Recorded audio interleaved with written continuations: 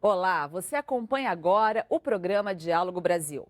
Hoje vamos falar sobre o cinema brasileiro que vive um momento muito positivo, com recordes de lançamento nas salas de exibição do país. Vamos conversar sobre a indústria do audiovisual e as novas formas e perspectivas de produção. Vamos também conhecer o trabalho de um dos expoentes da nova geração de diretores brasileiros. O cineasta José Eduardo Belmonte está aqui conosco. Ele é um diretor versátil, já experimentou vários estilos do drama, comédia, do terror ao romance. Dirige longas, curtas e séries para televisão.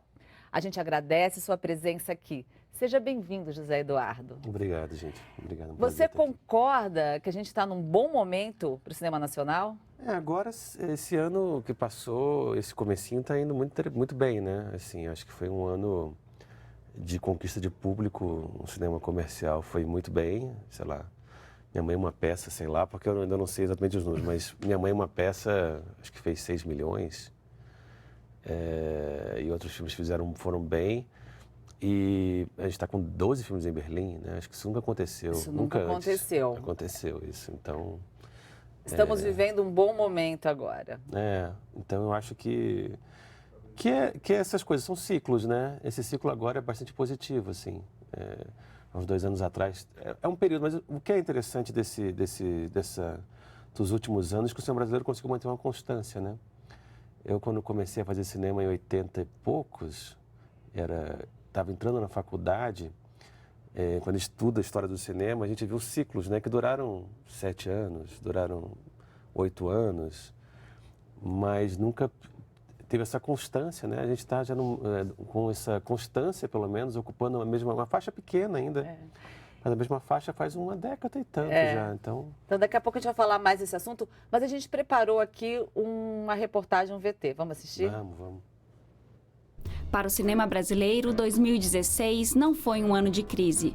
Pelo contrário, foi um ano de recordes históricos, tanto em número de filmes lançados quanto em venda de ingressos. Upa, neguinho na estrada, upa pra lá e pra cá. Foram mais de 140 filmes novos e mais de 30 mil ingressos vendidos. Os avanços já vêm sendo registrados nos últimos anos. 2015 também foi de boas notícias para o setor. O número de espectadores e a renda das bilheterias aumentaram em relação a 2014. Os lançamentos de longas nacionais passaram de 114 para 128. Além disso, em 2015, o país alcançou a marca de 3 mil salas de cinema, a mesma quantidade de 40 anos atrás. Só que é preciso levar em conta o crescimento da população, que dobrou nesse período. Isso sem falar que boa parte dos cinemas está concentrada nas grandes cidades. O Brasil tem mais de 5 mil municípios, mas apenas 41 deles concentram 60% das salas. Quase metade da população vive em cidades onde não tem cinema. Então, como a gente viu na matéria, essa realidade ainda é complicada, né? Como é que você vê essa questão de tantas cidades sem cinema? Isso na verdade, o nosso grande problema ainda é esse, né? A distribuição, a exibição, sempre foi. E eu acho que a gente perdeu essa coisa de cinema de rua, né? Os cinemas foram todos para o shopping e ficaram ingressos muito mais caros. Então, você tem um tipo de público hoje, diante da população, os números são bons. Pensar em 6 milhões para um filme é bom, mas pensando que a população tem 208 milhões de pessoas... É ínfimo ainda, né? Ínfimo, né? Eu acho que isso é uma perda, realmente. Mas o número de salas, assim, voltou a crescer. A gente estava vendo a matéria, né? Que é o número de 40 anos atrás, né? Sim. E isso está ocorrendo por quê? Qual que é a tua política pública? Né? Política pública, né? Que, na verdade, é interessante a política pública que a Ancine promoveu esses anos. Tanto garantir o dinheiro para realização, que hoje a gente tem. Realmente, o 2016, o cinema passou ao largo da crise mesmo. Havia dinheiro para filmar, havia toda uma política já construída, já com bancos e com fundo setorial, né? Então, essa é uma garantia. E também é interessante quando você faz uma política, não é só investir em produção, mas investir numa rede, né? Então, essa ideia de produzir de ter mais salas, né? O BNDES, acho que tem o Projeto Brasil disso, de todas as telas, né? E é interessante, porque você Porque o aumenta cinema espectro. precisa de salas, né? Precisa de vitrine. Não Claro, adianta nada você ter claro. 140 filmes, como a gente viu que são. Mas eu estava achando interessante isso, a gente voltar para esse assunto. Como é que funciona essa questão da exibição quando você tem um número X de salas e quando a maioria das salas estão no eixo, né? Rio, São Paulo, Brasília, até que está bem, e tão poucas cidades ainda com cinema. Como que vocês enxergam isso como realizadores, diretores? É um pouco frustrante isso? É um pouco porque, na verdade, você perde a ideia da diversidade, né?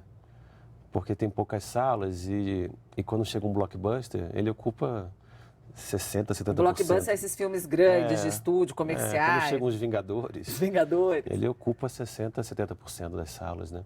Ou até o blockbuster brasileiro também, né? Então, você não tem uma diversidade nisso, né? As salas aumentam, mas isso não implica exatamente numa diversidade. Isso eu acho que é um problema que a gente tinha que pensar também em ainda ter diversidade, não só ter volume. Só ter volume, né? E o que eu estava pensando, estampou capas de jornais, a questão do audiovisual diante da crise brasileira. A gente passou por um processo complicado, né? Estamos passando aí por um processo econômico complicado, mas o que tem mostrado as pesquisas é um grande otimismo dentro da indústria de cinema.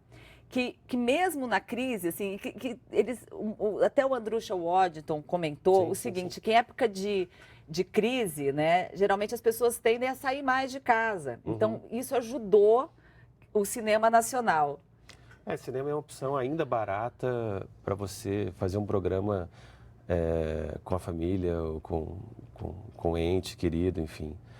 E tem uma coisa também que ela permite você também sair da sua depressão da crise também, né? Você sai de casa, escutar outros idiomas, ver outras histórias. É diferente de ver um filme em casa, né?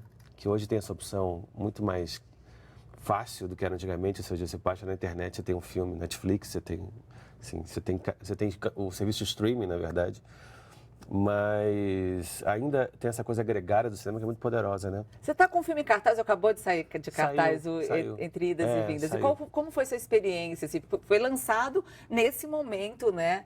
Dessa crise. Sim. E foi bom público? Conta um pouco. É um público razoável. É um público mais ou menos que se esperava. Assim, não é um filme também de milhões, né? E qual que é a história do filme? A gente está vendo ele aí. Não, na verdade é um road movie. É uma comédia dramática, mas são 4 operadores de telemarketing que resolvem economizar para uma grande despedida de solteira. E aí, no meio da viagem, ela sabe que o marido, o futuro noivo, traiu uma delas, então elas ficam no impasse e encontram esse pai e essa filha, esse pai e esse filho, que vão tentar encontrar a mãe depois de muito tempo sem vê-la. E aí tem todas séries de encontros e desencontros, assim. E o que é muito interessante, Zé, é que você trabalha com atores de peso, né? Sim. Eu estou vendo aí, é um filme independente, um projeto seu, né? E tá ali Ingrid Guimarães, Alice Braga, né? Um grande nome hoje no mercado cinematográfico internacional, uma atriz cotada. Rosane Mulholland, que você até lançou aqui em Brasília, a gente pode até falar depois. Fábio Assunção. Fábio Assunção, filho claro. do Fábio Assunção. O filho, né? Foi difícil angariar esses atores para um projeto mais independente? Não, no caso não, porque eu tenho uma relação muito boa com os atores, né? Eles, graças a Deus, eles querem trabalhar comigo, assim. E eles aceitaram que fosse um filme menor e para eles isso era interessante com essa perspectiva, né? E no caso específico aqui, a Ingrid, que é um modelo de produção também, né? A Ingrid e o Fábio são sócios do filme. Então essa questão quando você vê coprodução, coprodutores, eles têm participação no filme? Tem participação no filme. Pequena, mas tem, né? Então eles entraram... É um esquema que os americanos fazem muito, né? É interessante a ideia da diversidade, né? Eles fazem grandes filmes que alcançam muito público, mas também pensam em cinema, em alternativas também, né? Em filmes alternativos, em filmes... Esse filme, na verdade, era independente, mas queria um público médio, né? Era o que a gente chama de cinema médio, que a gente perdeu, né? Filme médio. Que é um filme que na seria verdade, o filme que é um médio? filme que nem faz uma bilheteria muito baixa, nem é um filme de arte muito de nicho, e é um filme que não é tão caro também, e nem faz 1 milhão. Então, o filme, na verdade, é um filme que se paga, é um filme que faz um público de 100 mil a 500 mil. Quanto custa um filme desse porte? Uns 2 milhões, 3 milhões. E como que foi financiado esse filme? Esse filme é engraçado, porque ele foi financiado com um misto de dinheiro de investimento, ou seja, sem lei, que é uma realidade que está acontecendo agora, né? O alemão Com que impostos, fez, como que é essa... sem impostos, é como se faz no mercado imobiliário. Ou seja, você quer investir em alguma coisa e alguns investidores falam que hoje é mais garantido investir em alguns filmes do que mercado imobiliário, mas o risco é menor. Porque hoje o público tem retorno de público em alguns filmes brasileiros, né? Então a Claro que ele não bilheteria investe em qualquer paga a filme. conta. A bilheteria ideia- vai pagar a conta da produção. No caso do alemão, isso aconteceu, né?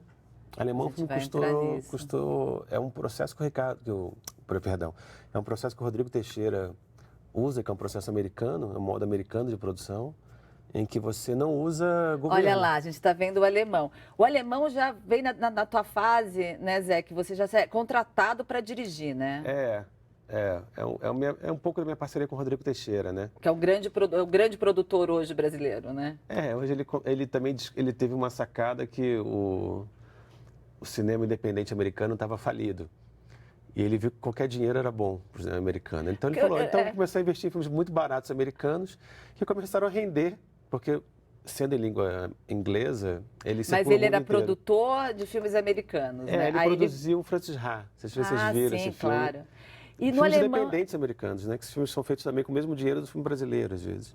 E o alemão ele é uma produção um pouco maior, né, do que o Entre Idas e Vindas. É uma produção maior, mas não é tão grande e tão maior assim, não. Porque ele foi filmado em um tempo muito curto. Ele foi filmado em 18 dias. 18 dias? Então... Isso é um recorde, né? Na produção, porque geralmente são 2 meses, né? 1 mês e meio, 2 meses, né? Mas é um filme que é feito de forma muito compacta, né? Ou seja, tem uma ideia de produção de filme médio, mas já pensando em alcançar um público maior, né? Com a temática também, com o gênero também, né? Depois a gente vai até falar sobre essa questão da estética, né? Da violência, desse tipo de filme. Sim. Mas eu queria relembrar um pouquinho do início. Você fez cinema numa época em que era um pouco complicado fazer cinema no Brasil, né? Anos 80 aqui na UNB. Era a pior escolha possível. Eu fico brincando que era a escolha mais insana, porque o cinema brasileiro tinha acabado, basicamente, na época no começo do governo Collor, quando acabou a Embrafilme, né? A produção nacional se restringia a um longa por ano. E os curtas... em Brasília eram 2 curtas por ano. Então essa era a produção, esse era o panorama quando a gente começou, né? Não havia perspectiva nenhuma de fazer cinema. O Jorge Furtado tinha uma frase que, na época, que ser cineasta era que nem ser astronauta em Chipre, ou seja, não tinha função nenhuma. E aí as coisas foram acontecendo, né? Progressivamente, era a pior escolha possível mesmo nos anos 80. Mas assim, com relação com os pais, aquela escolha, assim, né? Você bancou isso indo para publicidade, foi isso? Não. Eu passei por curso de cinema e fiz cinema. Meus pais se enlouqueceram. Olha, coisa maluca, né? Tem coisa para milionário. Você que entrou em comunicação para fazer jornalismo, para você ter um diploma que serve para alguma coisa e tudo. Porque, né, o curso de cinema era ligado à faculdade de comunicação, né, na UNB. Mas eu optei, era o que eu queria fazer, era o que eu tinha paixão de fazer e se mostrou uma escolha certa, né? Com certeza. Pelas circunstâncias, eu jamais se imaginaria isso, assim. Mas eu gostava muito também, as coisas foram realmente acontecendo progressivamente, assim. E dentro da universidade, o treino ali, o dia a dia, era a produção de curtas? Era produção de tudo, era produção de curtas, produção de institucionais para a própria UNB, a gente filmava palestra, filmava... E teve uma coisa engraçada que estava surgindo o videoclipe no Brasil na época, né? É isso, você fez vários videoclipes, né, no início da tua carreira. Estourou uma cena de rock em Brasília, que era Raimundos e essas bandas tinha... Sempre teve esse DNA, né, com a música.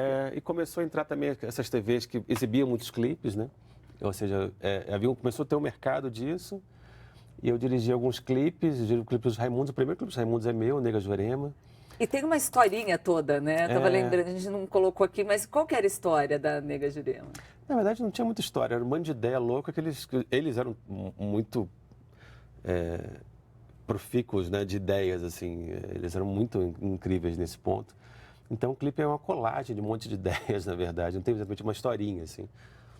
E foi super bem recebido, né? E isso me levou para a publicidade, já como Te estudante de chamaram cinema. para... E eu estava lembrando exatamente disso, né? Como consumidor nos anos 90, assim como você, de videoclipe. R.E.M., Sim. Metallica, Alanis Morissette, todos eles Era acontecimento. contratavam... Eram grandes diretores. Até no La La Land, eu lembro de um vídeo da Bjork, It's So Quiet. Sim, que é do Que é muito... Spike Jonze. do Spike Jonze. E esses nomes... Danny Boyle, todos foram para o cinema quando começou de novo a ter uma indústria interessante para eles. Isso aconteceu aqui no Brasil também. E te chamou para publicidade, foi isso? Mas o própria Conspiração, o próprio Androuxa, essas pessoas todas faziam muito clipe também nessa época, né?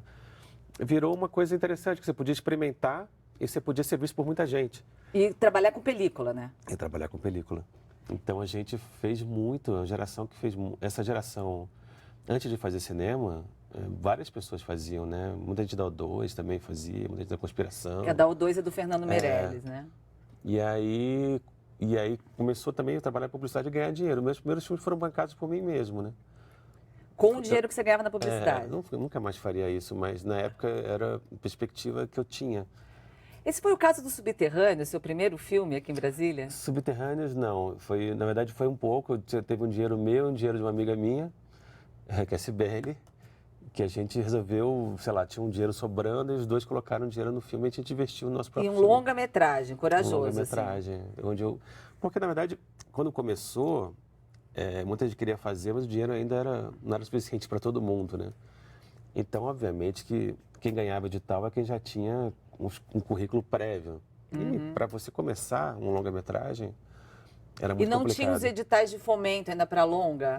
Tinham, mas premiavam 5.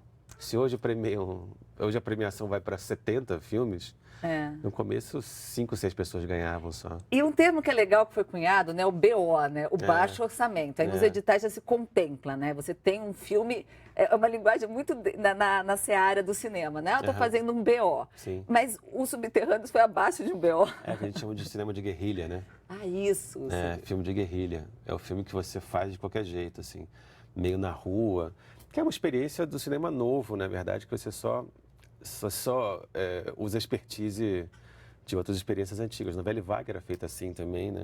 Era uma câmera na mão, ideia, cigarros, conversa, filosofia. Equipe pequena e a filmagem meio com approach documental, ou seja... Os Subterrâneos tem isso, né? Tem. Porque acontece tudo no Conic. E mistura isso, né? Documentário, publicidade, tem takes ali bem interessantes. Não tinha como parar o Conic, né? Então eu vim de uma escola de documentaristas, né? A escola UNB era muito voltada para o documentário. Que interessante. E eu resolvi usar essa expertise para fazer um filme de ficção. Então, eu nunca parava a rua, os atores contracenavam com as pessoas que passavam. O Conic, só para a gente explicar para quem não é de Brasília, né? O Conic é um grande espaço comercial de lojas e cinemas, indústria, tem de tudo, né? Explica um pouquinho. Tem um colega meu de São Paulo que fala um centro urbano de uma metrópole colocado num prédio. Tudo que você vê num centro urbano, numa grande metrópole, ou seja, que é essa zona, né? Você tem tanto sindicatos, a prostituição, o tráfego e ao mesmo tempo escritórios, né, igrejas. Tem uma cena interessante de uma crente na frente, que é ótimo. Tudo que você vê no centro é colocado num prédio, que é uma coisa bem brasiliense, assim, eu acho. E eu achava exatamente uma coisa muito simbólica de Brasília, o Conic, né? E aí te atraiu para fazer esse filme ali, pela tua vontade de desbravar mais esse espaço acho que eu comercial. queria fazer um filme sobre Brasília, sem necessariamente ser explícito o que era sobre Brasília, mas um pouco a ideia da cidade, de como o indivíduo se comporta com a cidade, esse era um pouco o meu objetivo. E começar a fazer longa, né? Que eu achava importante ir para o longa. Eu via que a carreira mesmo se consolidava muito no longa-metragem, né? Eu tive uma carreira de curta-metragem que era bem sucedida, mas não queria dizer muita coisa. Assim, mas a gente vai falar mais das suas obras. E o que mudou depois tem a concepção, que a gente vai falar. Mas o que mudou desse primeiro, dos Subterrâneos, para agora? Na tua linguagem, mudou tudo. Acho que da tua escola documental, né? Não, mudou tudo, na verdade. Assim, hoje o processo realmente é muito mais profissional, né? Antigamente a gente fazia o filme, os Subterrâneos não tinha nem que a gente chama de análise técnica ou ordem de filmagem. Assim, a gente vai filmar hoje. A gente não sabia que a gente ia filmar. A gente chegava no dia e meio que improvisava. Hoje em dia você não tem uma equipe. A equipe enlouquece se você fizer isso. Né? E você tem, na verdade, uma organização muito maior de produção. E Né? tem a maturidade também. Acho que o mercado amadureceu muito, né? Muito, né? Então agora a gente vai para o intervalo e volta daqui a pouquinho para continuar nossa conversa com José Eduardo Belmonte.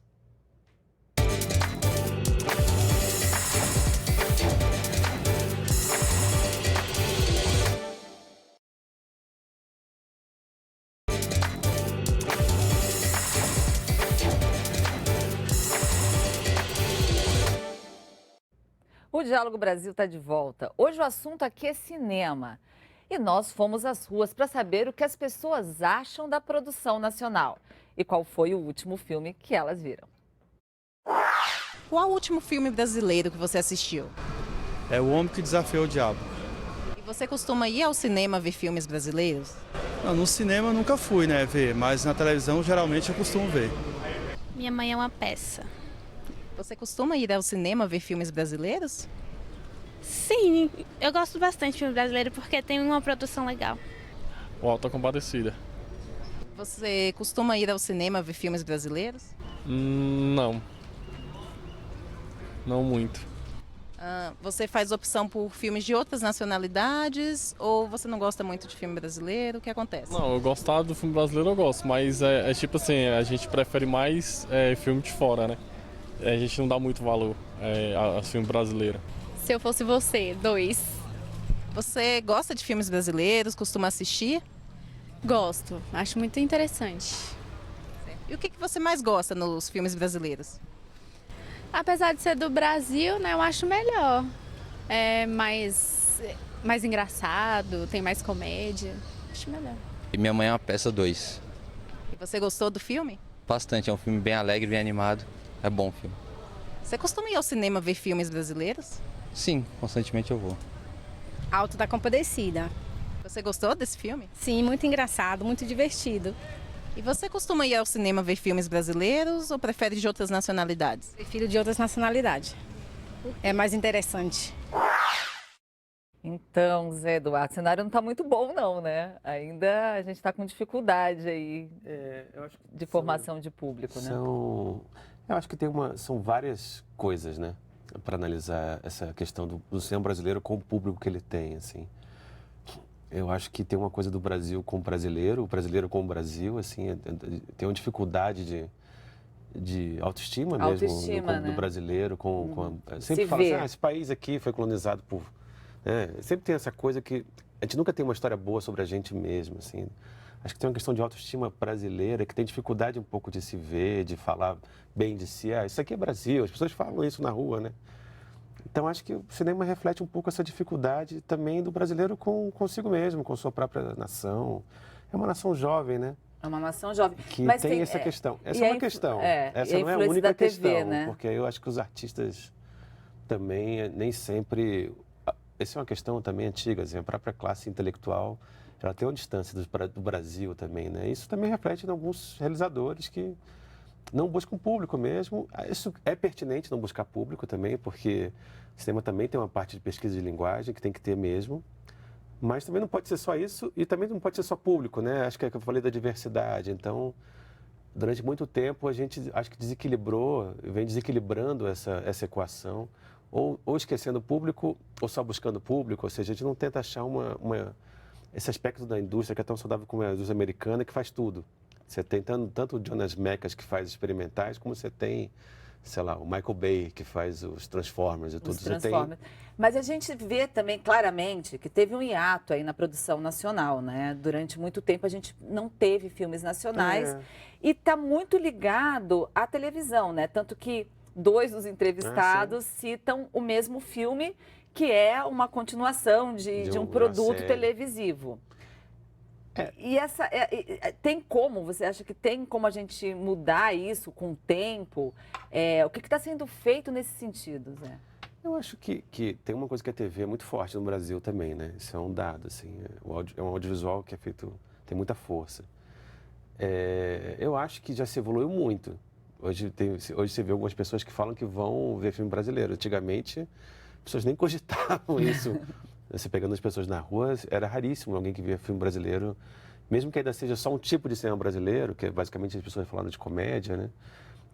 Ainda existe uma perda de preconceito. Tropa de Elite, imagina, é um filme que todo mundo vê, respeita. É isso que eu estava pensando aqui na hora dos comentários. Não citaram o grande filme, né, da retomada, que é o Cidade de Deus. Acho que até mais que o Central do Brasil. É verdade. Né? Tem comentários aí que Martin Scorsese anda com Cidade de Deus embaixo do braço. É um dos meus 10 mais favoritos. Assim. Sim, mas é considerado aliás, filmes assim, modernos. Dos modernos, né, que foi aí uma mudança, né, do cinema brasileiro para o mundo e ter esse reconhecimento. Eu queria entender um pouquinho, né, quando se pensa em se realizar, desde o roteiro, essa glamorização depois do Cidade de Deus da violência. A gente vê no Alemão, no Tropa de Elite, como você citou o Tropa de Elite, isso é um problema, Zé? Isso reflete a nossa realidade ou isso é uma forma de atrair um público maior? Eu não sei se é glamorização, né? Porque glamorização seria, inclusive no Tropa de Elite, no caso a violência... A gente está aqui com Cidade de Deus, né? Não sei se a violência é totalmente glamorizada, assim. Eu acho que existe um interesse muito grande da população de entender o nosso abismo social. Essas questões da violência estão todo dia no jornal. Então, é um tema que as pessoas querem entender. É claro que existe uma questão muito delicada, ética, para o realizador, até que ponto... Essa cena, né? Meu nome é Zé Pequeno. Isso daí ficou no imaginário, né? Do mundo. Existem várias questões éticas complicadas quando você vai entrar nesse universo. Inclusive, mais com crianças e tudo, né? Enfim, pegando... Mas, enfim, é isso. Tem que saber como é que você... Porque isso é uma realidade também, né? Mas como é que você filma essa realidade? Eu acho que implica em várias questões éticas, assim, delicadas. E como você transforma uma realidade que é muito problemática, né, e muito pungente, e muito impregnada na realidade, como é que você transforma esse entretenimento? Mas isso é sempre complicado, né? Isso é sempre complicado. A gente também é imaturo nesse universo, né? Os americanos já discutem a realidade deles há muito tempo, eles são muito objetivos. Também, os franceses, né? A gente ainda tem dificuldade de falar sobre a gente mesmo, né? A gente parece que está na adolescência, sabe? Que você está falando sobre você mesmo e não consegue, sente um pouco de vergonha. E a gente está um pouco no Brasil, ainda vive essa adolescência, assim. Então, as coisas às vezes vão ser medidas, né? Eu acho que essa que é a nossa questão ainda. E como é que eu faço entretenimento numa questão tão eticamente complexa como é nosso abismo social, né? Mas isso é muito interessante, porque os filmes, desde a retomada, vão trabalhar esse tema, né? Esteticamente, sim. O conteúdo como central do Brasil, né? A realidade do dia a dia, naquela estação de trem, com tanto analfabetos, ainda a gente estava num período ali dos anos 90, né? Ainda com esse problema sério, e retratando, e conquistou até a Fernanda Montenegro, estava lá ao Oscar. Enfim, foi o grande filme da retomada, né? E que conta, que vai, né, nesse sentido que diferente esteticamente do cinema novo, que também trabalhava essa questão do abismo social, não é? Então a gente tem uma continuidade, né, apesar do hiato. Tem uma continuidade, mas há diferença de abordagem, né? Acho que o cinema novo usava muito mais a sociologia para entender, uma antropologia para entender, como ferramenta para entender nosso abismo, e eu acho que de repente aqui é muito mais a psicologia, muito mais o jornalismo, né, para entender, ou mais o entretenimento, mesmo mais o espetáculo para entender. Então, essa é uma questão que está todo dia no cotidiano e na TV. Né? Todo dia você tem um assalto, você vê alguém que é assaltado, você tem alguma situação. Pessoas que estão pedindo dinheiro na rua, ou seja, isso é uma coisa que está muito premente na nossa vida. Mas o cinema é incrível, né? Ele fala todas as línguas e de todos os assuntos. Agora, eu queria que você falasse um pouquinho do teu projeto tão cult, né? Antes de vários outros, revisitando a tua obra, né? A Concepção. Ele é um filme muito ousado, digamos. Como é que foi essa história? Na verdade, A Concepção é uma mudança... A gente está vendo ali o Matheus. Já é uma... acho que ele pega quando a porta para o que a gente está vendo hoje se abriu, né, é uma mudança de paradigma. Assim, foi o meu filme feito com dinheiro, ganhando um edital, que era um edital específico de jovens realizadores, né, de primeiro a segundo filme. E foi o meu primeiro filme feito com dinheiro, com estrutura,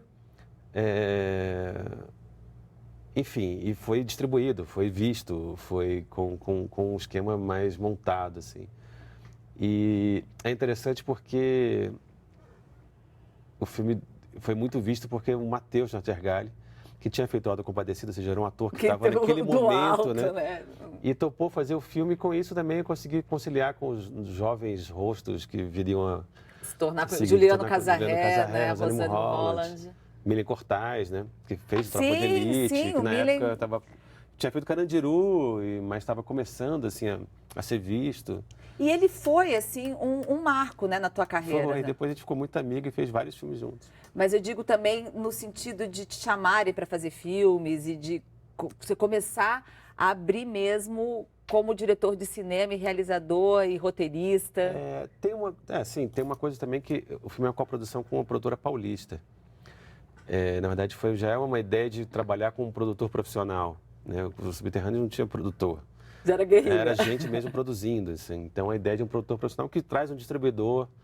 Ou seja, já era uma quebra de paradigma, assim. É como você sair da infância para uma adolescência, assim. E, nesse ponto, trouxe atores que vinham de um outro circuito e começaram a falar de mim. E, nesse ponto, me tornei conhecido também. Não só porque o filme foi exibido. O filme tinha assessoria de imprensa, imagina. Isso aí era uma coisa inconcebível. A gente tem uma pergunta aqui para você. É do estudante Tiago Leão. Ele é um fã de cinema. Vamos ver qual é? Vamos. E a minha pergunta seria sobre se o cenário político do país influencia muito na produção de um filme, assim. Tanto em questão econômica, em questão de aporte do governo, né? Leis de incentivo à cultura, essas coisas. Tanto em questões de inspiração, sabe? Queria saber dele, assim, o que ele acha, o quanto isso mexe na visão dele, na questão de... Enquanto isso influencia o que ele vai abordar num filme. Enquanto o cenário político está estável, está instável, o quanto isso mexe com as inclinações dele de tentar retratar esse momento atual na tela, né, no cinema.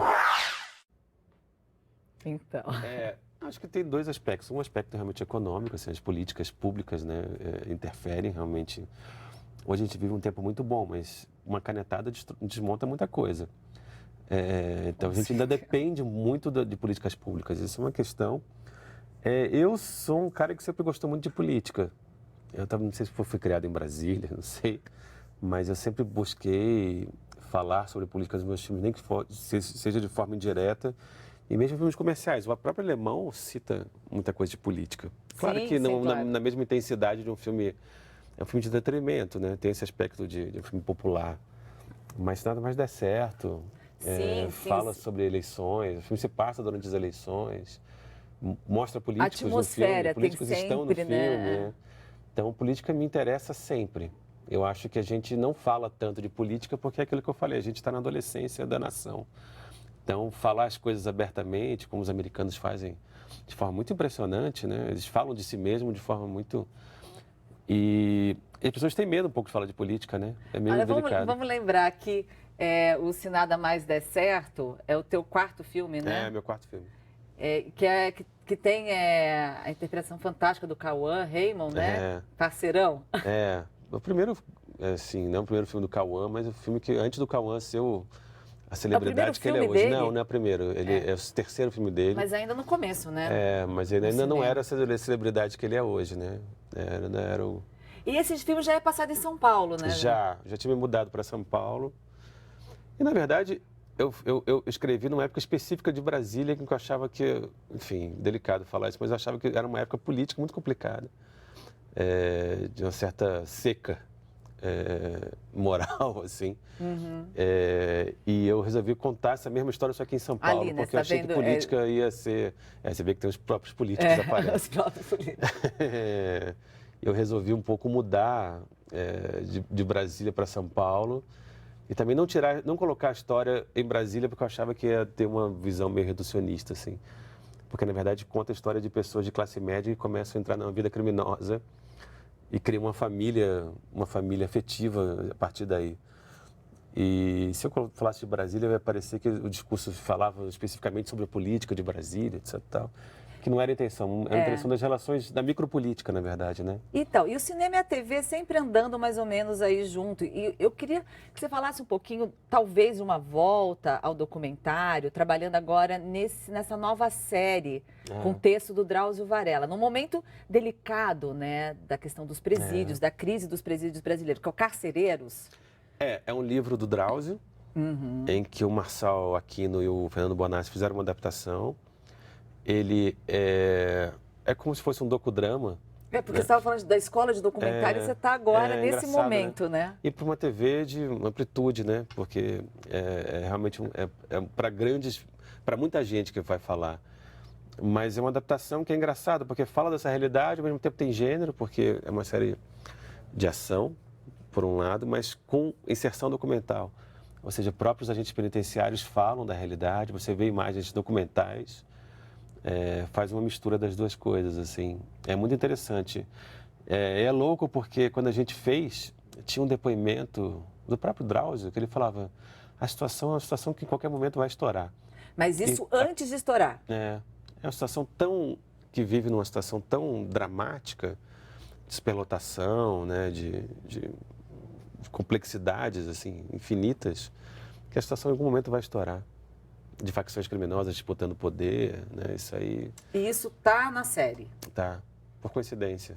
Mas isso eu não posso falar muito. Claro, não, tudo claro. Que eu podia mas falar, já falei. São 12 episódios, né? E tá para chegar. E é uma sequência um pouco do Carandiru, né? Do próprio texto do Drauzio. Mas não, é diferente porque não tem a abordagem naturalista do Carandiru, né? Que era mais um drama, que eu acho que vai para um gênero um pouco mais de ação mesmo, né? Não, e é interessante, Zé, porque você também... Aí a gente está falando de séries, de televisão, que é esse novo modo de exibição, né? Na indústria do audiovisual, hoje os diretores eles podem migrar tranquilamente, né? Você vai dirigir séries e depois... Eu queria que você falasse um pouco agora dos nossos vizinhos latinos, né? Você trabalhou com a HBO. Sim. Era hipnotizador. Que já passou, né? E como que foi esse trabalho? O que tem de diferente, né? Porque parece que o Brasil nunca entra no bojo quando se fala de cinema latino, né? Do DNA, o nosso é diferente, enquanto a gente faz mais comédia, eles partem mais para um drama psicológico, também investem num gênero que a gente vai falar que depois que está começando, que é o suspense, o terror. Conta um pouquinho para a gente dessa experiência lá. Foi uma das experiências mais incríveis, assim. É muito bom sair do isolamento, né? Eu acho que o Brasil vive muito isolado. Eu acho que por ser muito grande, por falar uma outra língua dos irmãos, mas foi um projeto do Rodrigo Teixeira também, que era baseado numa história em quadrinho argentina. E que a gente viu que o universo não tinha como não ser rodado no Brasil, tinha que ser rodado em algum país latino e se optou pelo Uruguai. E no Uruguai a gente fez um mix de Uruguai e Argentina e alguns brasileiros. E foi interessantíssimo como houve uma unidade, porque eu não falava espanhol. E os uruguaios falam mais português que os argentinos. Mas é um portunhol que dá para entender. Mas é muito maluco, porque num certo momento, a gente da equipe se entendia.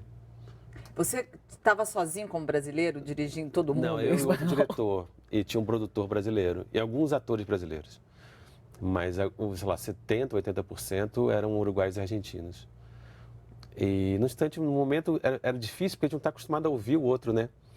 Quando a gente viu que havia muita particularidades, e a questão e a gente vai aprendendo também, eles vão aprendendo também, mas a gente criou uma sintonia muito grande, né? Isso foi muito... As culturas são diferentes, de fato. Tanto a cultura uruguaia é diferente da Argentina, como as duas são diferentes dos brasileiros. Mas houve muita afinidade, foi uma coisa realmente impressionante, assim, uma coisa que eu queria voltar a fazer mais. Então então a gente vai falar mais sobre isso. Vamos chamar o intervalo e daqui a pouco vai ter mais bate-papo sobre o cinema brasileiro.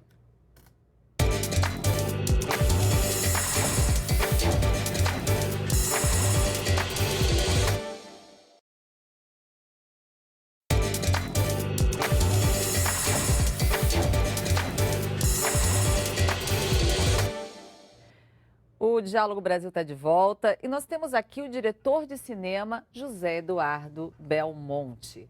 A gente estava falando aqui sobre o trabalho com os nossos irmãos, né? Mas é muito distinta, né, a cinematografia deles da brasileira. Acho que tem outro tipo de emocionalidade, né? A gente talvez tenha uma coisa mais... Eles também são muito passionais, os argentinos, né? Mas eu acho que no outro diapasão, assim. Mas eu adorei o Uruguai. Os uruguaios são incríveis, né? E é um lugar incrível. E os atores são os melhores atores que eu já trabalhei, porque são atores de uma precisão. E um maluco, porque eles fazem 5 filmes por ano. O Uruguai faz... 5 longas por ano. Mas tem uma coisa de escola de teatro, né? Tem um grupo de teatro que é bancado pelo governo, que existe há, sei lá, 70 anos. Então, é uma vida cultural muito, muito intensa, muito rica, apesar de ser um país muito pequeno, né?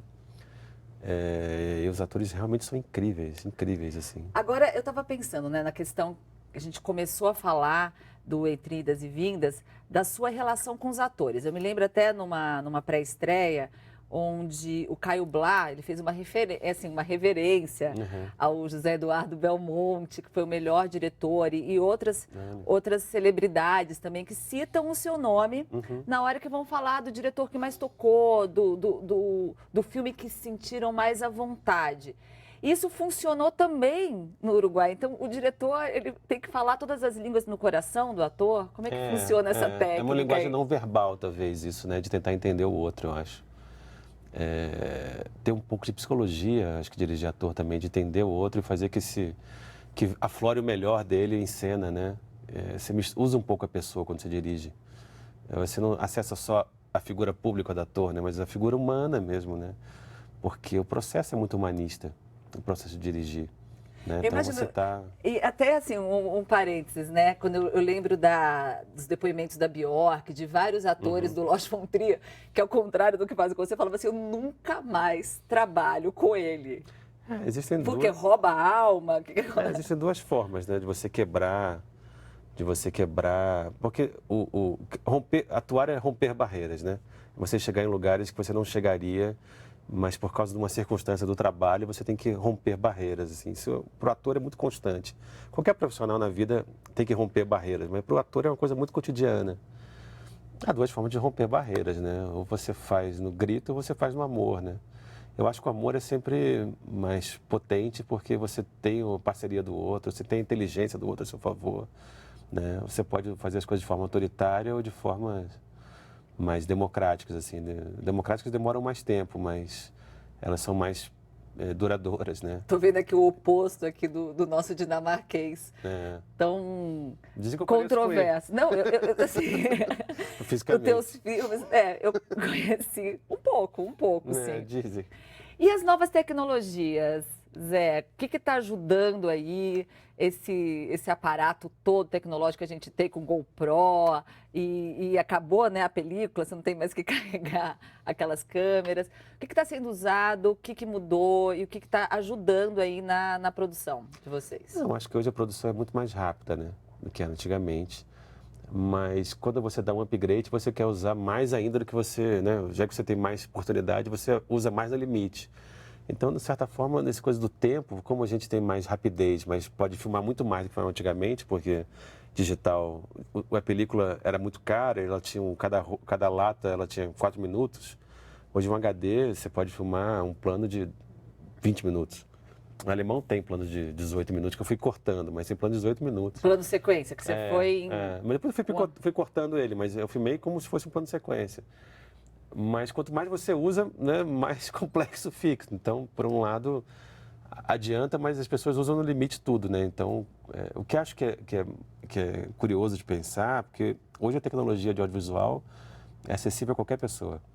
Qualquer pessoa. Hoje se filmes filma... de celular, né? Todo mundo fazendo os seus filmes. Posta no YouTube e tem uma plateia. Mas isso é cinema? Não é cinema, mas as pessoas, às vezes, elas contam suas próprias histórias. Então, você tem hoje uma competição que você não tinha. Antigamente tinha coisa do diretor xamã, né? Aquele que organiza e conta as histórias para os outros. Hoje todo mundo conta a sua própria história. Então, você tem que saber como é que você conta histórias que sejam interessantes para essas pessoas que gostam de ver suas próprias histórias ou as histórias dos seus amigos, né? Isso cria um desafio para o realizador, para o contador de histórias, como é que ele vai ver para uma plateia que já não olha ele do mesmo jeito.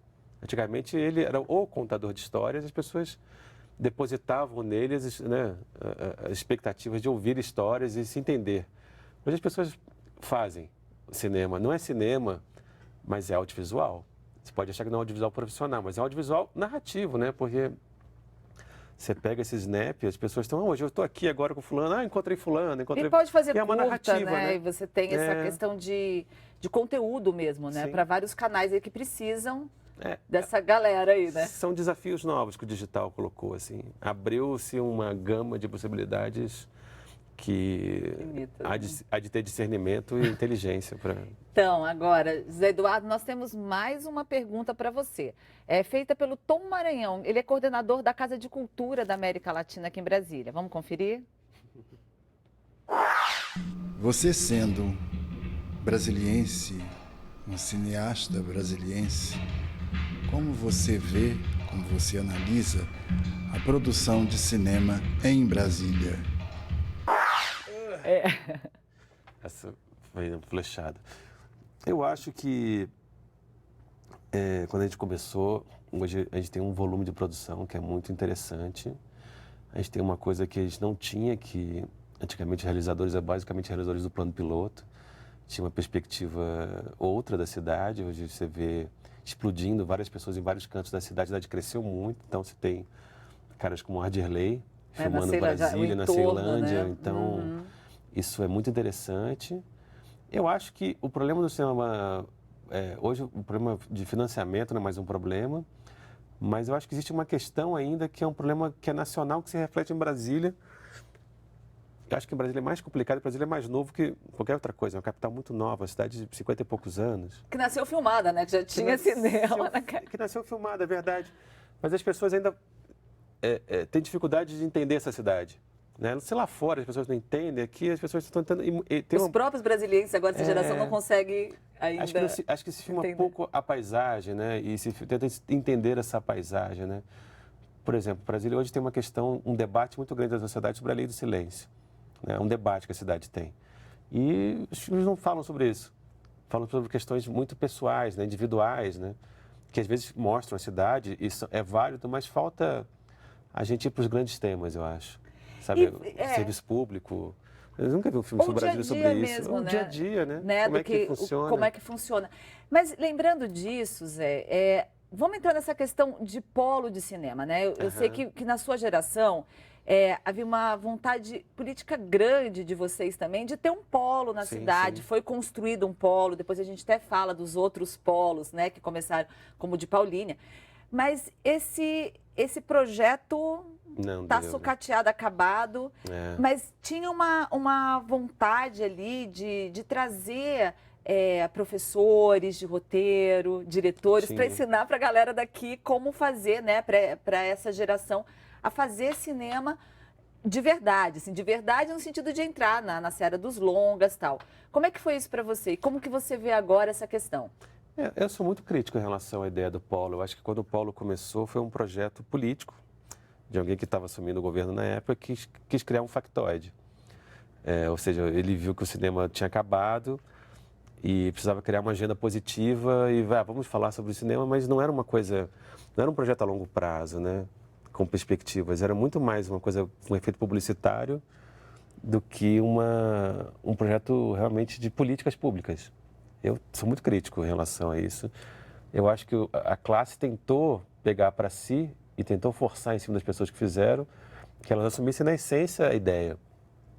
Mas ela sempre teve um caráter publicitário. Ela sempre mas teve laboratórios, né? Chegou a ter esse... Chegou a ter boas experiências, mas eu acho que tinha muita gente com vontade de fazer na época que tentou assumir isso para si e tentou forçar que acontecesse.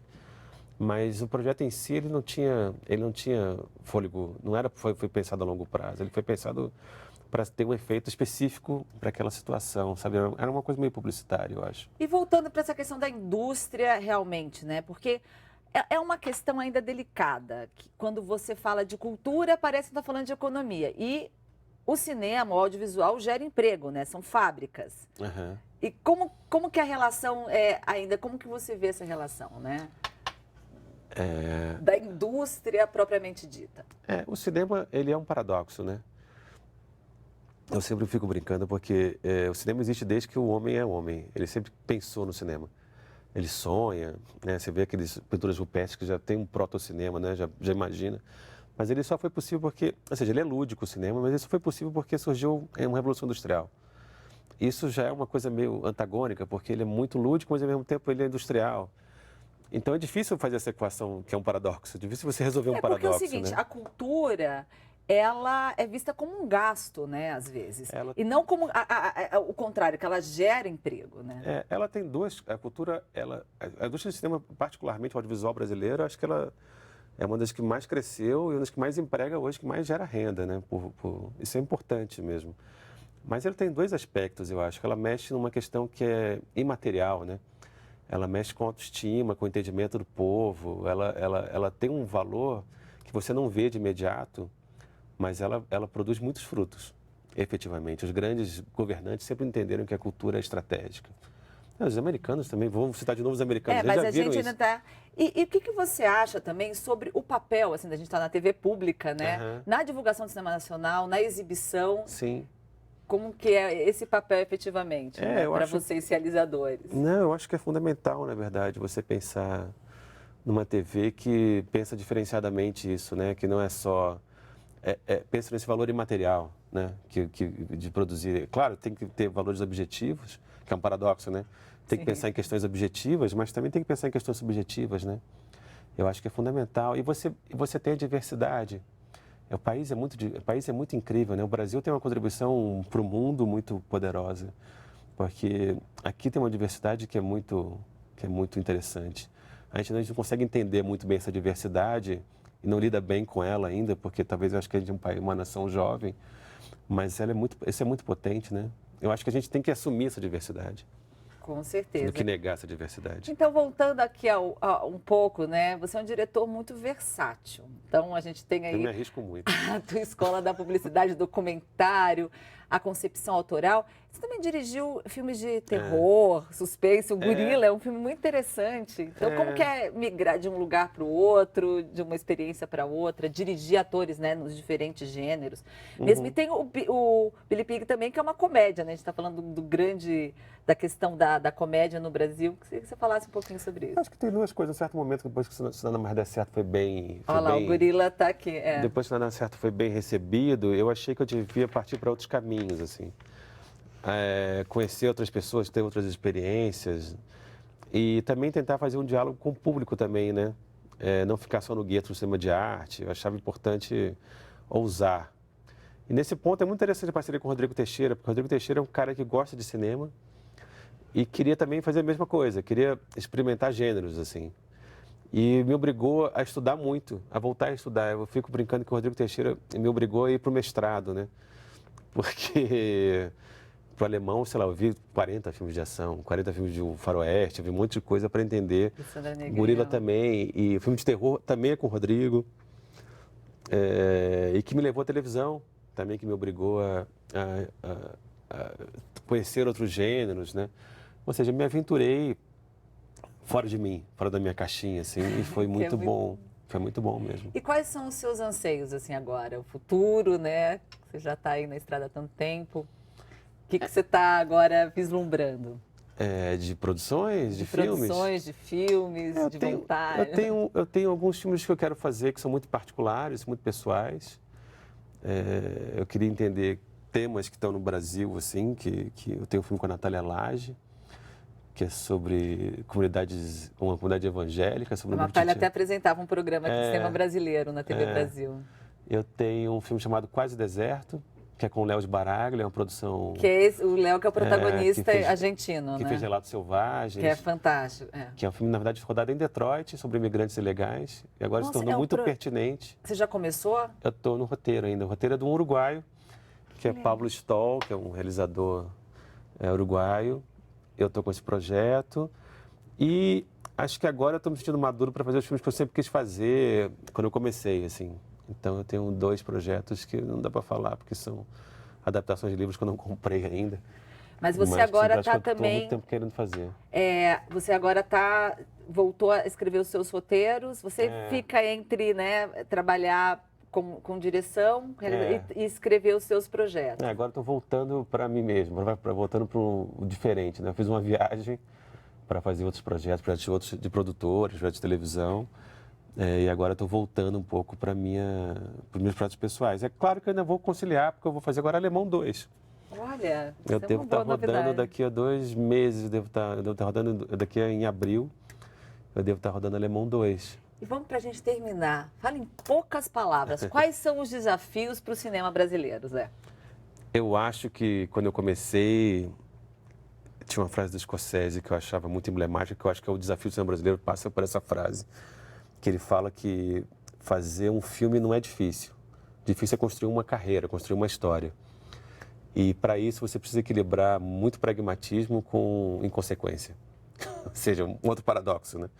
E eu acho que o desafio é a gente equilibrar questões muito objetivas que obrigam com uma dose de risco muito grande também, que a gente tem que se ousar para ouvir novas histórias, se abrir para novas histórias, pensar em novos mercados, novas formas de produção.